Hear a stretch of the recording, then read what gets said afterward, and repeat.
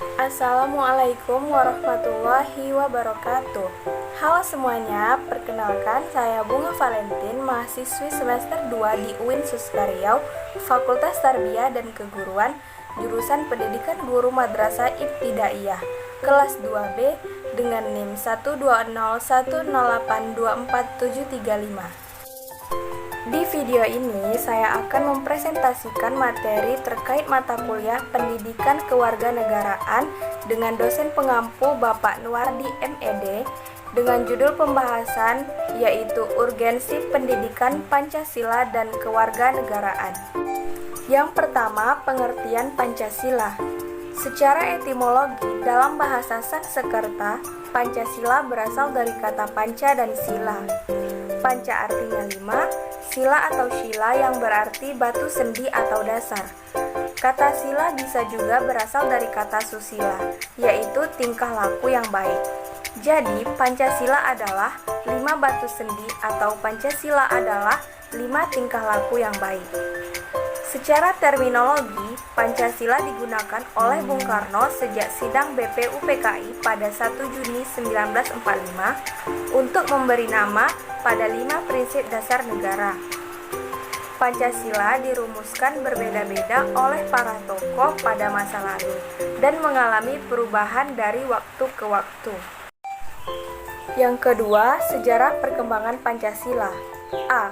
Konseptualisasi Pancasila.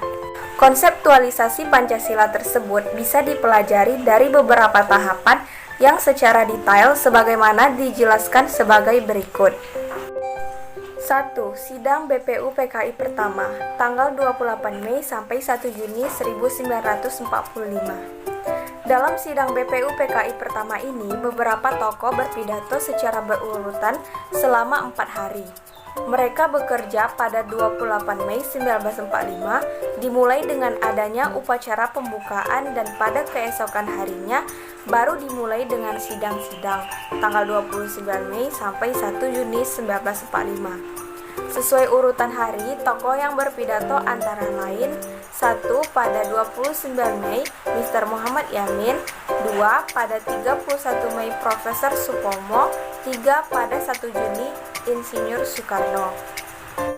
2. Mr. Muhammad Yamin, tanggal 29 Mei 1945. Sebagai orang pertama yang diberi kesempatan berpidato dalam sidang 1 BPUPKI pada 29 Mei 1945, Muhammad Yamin mengusulkan usulan lisan rumusan dasar negara Indonesia sebagai berikut. 1. Peri kebangsaan. 2. Peri kemanusiaan. 3. Peri ketuhanan. 4. Peri kerakyatan. Dan 5. Kesejahteraan rakyat. 3. Profesor Dr. Supomo, tanggal 31 Mei 1945. Berbeda dengan usulan Mr. Muhammad Yamin, Profesor Dr. Supomo mengemukakan teori-teori negara sebagai berikut. 1. Teori negara perseorangan atau individualis. Menurut paham tersebut, negara adalah masyarakat hukum atau legal society yang disusun atas kontrak antara seluruh individu atau kontrak sosial. Paham negara ini banyak terdapat di Eropa dan Amerika. 2. Paham negara kelas atau kelas teori atau teori golongan. Negara adalah alat dari suatu golongan untuk menindas orang lain.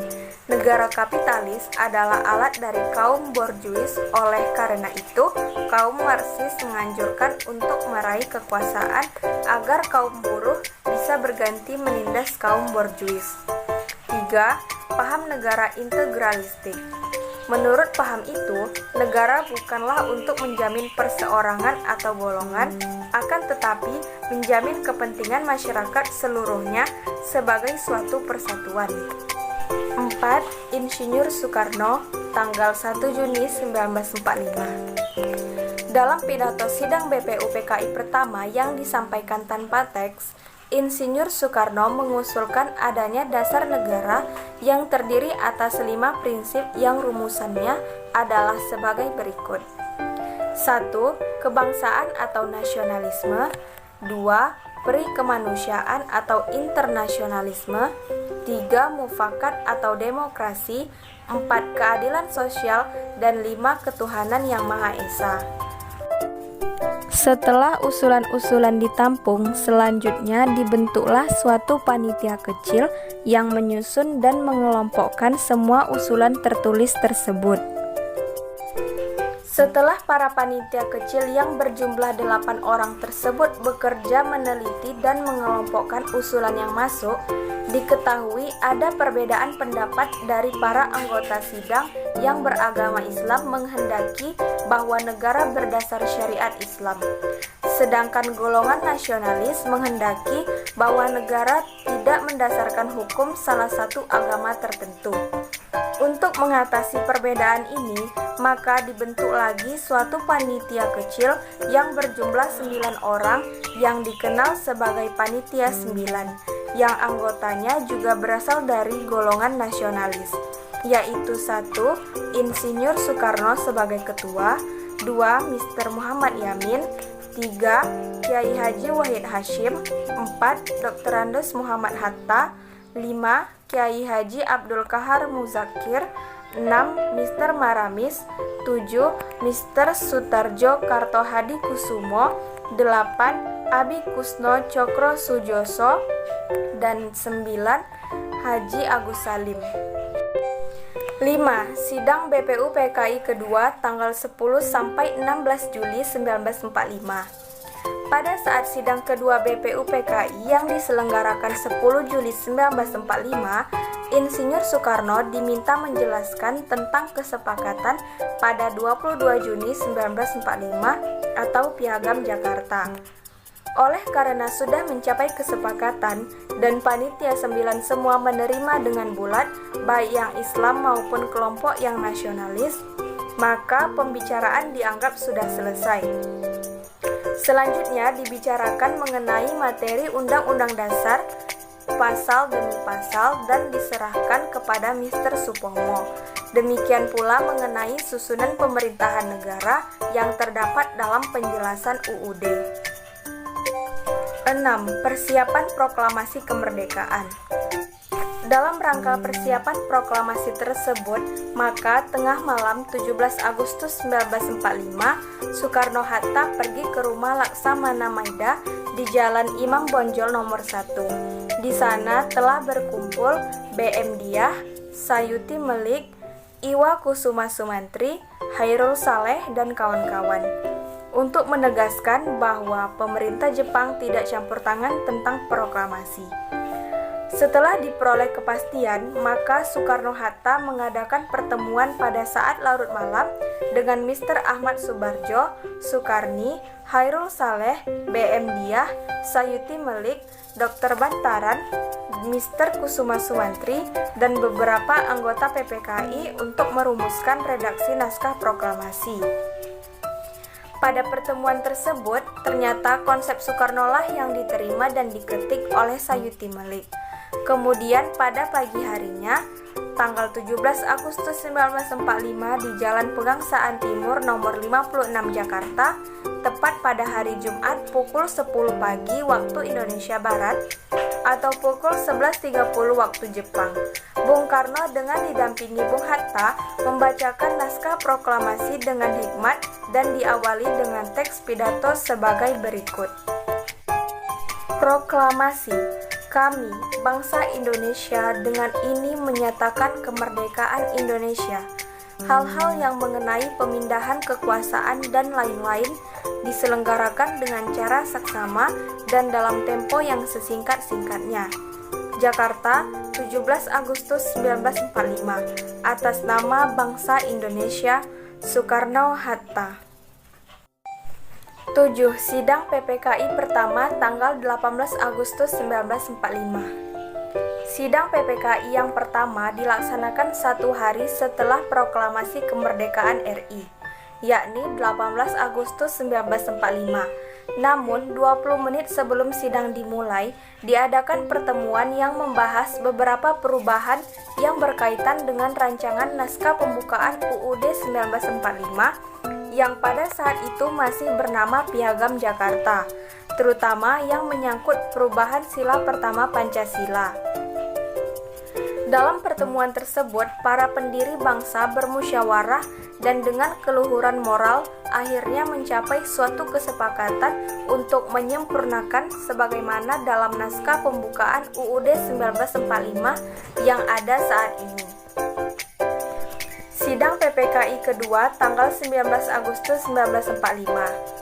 Dalam sidang PPKI kedua ini terdapat beberapa ketetapan penting, antara lain A. Tentang daerah provinsi dengan pembagian sebagai berikut: 1. Jawa Barat, 2. Jawa Tengah, 3. Jawa Timur, 4. Sumatera, 5. Borneo, 6. Sulawesi, 7. Maluku, 8. Sunda Kecil. B. Untuk sementara waktu, kedudukan daerah istimewa dan sebagainya diteruskan seperti sekarang. Dan C. Untuk sementara waktu, kedudukan kota dan kota madya diteruskan sampai sekarang. 9. Sidang PPKI ketiga 20 Agustus 1945. Dalam sidang PPKI ketiga terdapat pembahasan terhadap agenda tentang Badan Penolong Keluarga Korban Perang. Mengenai keputusan yang dihasilkan, yaitu terdiri dari 8 pasal. Salah satu pasal yakni menyebutkan adanya pasal 2 menyebutkan adanya suatu badan yang disebut Badan Keamanan Rakyat atau BKR. 10. Sidang PPKI keempat tanggal 22 Agustus 1945. Dalam sidang PPKI keempat terdapat beberapa agenda pembahasan tentang Komite Nasional Partai Nasional Indonesia yang pusatnya berkedudukan di Jakarta. B. Pancasila masa Orde Lama. Pancasila di masa Orde Lama dipahami berdasar paradigma yang berkembang pada situasi yang meliputi oleh tajamnya konflik ideologi. Pada saat itu, kondisi politik dan ekonomi dalam negeri diliputi oleh kekacauan. Demikian pula kondisi sosial budaya yang terjajah menjadi masyarakat merdeka. Masa Orde Lama adalah masa pencarian bentuk implementasi Pancasila, terutama dalam sistem kenegaraan. Pancasila diimplementasikan dalam bentuk yang berbeda-beda pada masa Orde Lama. Terdapat 3 periode implementasi Pancasila yang berbeda. C. Pancasila masa Orde Baru.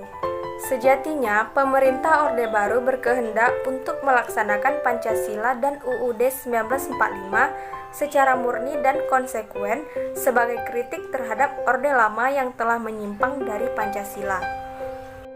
D. Pancasila dan Reformasi 1998. Pancasila lahir dari pluralitas keinginan masyarakat yang ingin memiliki tatanan nasional yang lebih menjamin kemanusiaan, persatuan, kerakyatan, dan keadilan yang ditopang oleh keyakinan kepada Tuhan Yang Maha Esa dalam satu wadah bangsa dan negara Indonesia.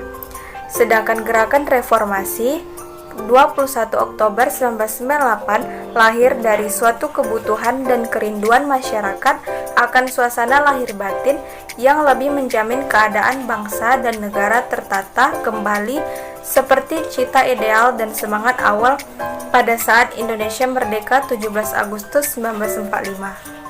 Demikian presentasi dari saya, lebih dan kurang saya mohon maaf. Wabillahi taufik wal hidayah. Wassalamualaikum warahmatullahi wabarakatuh.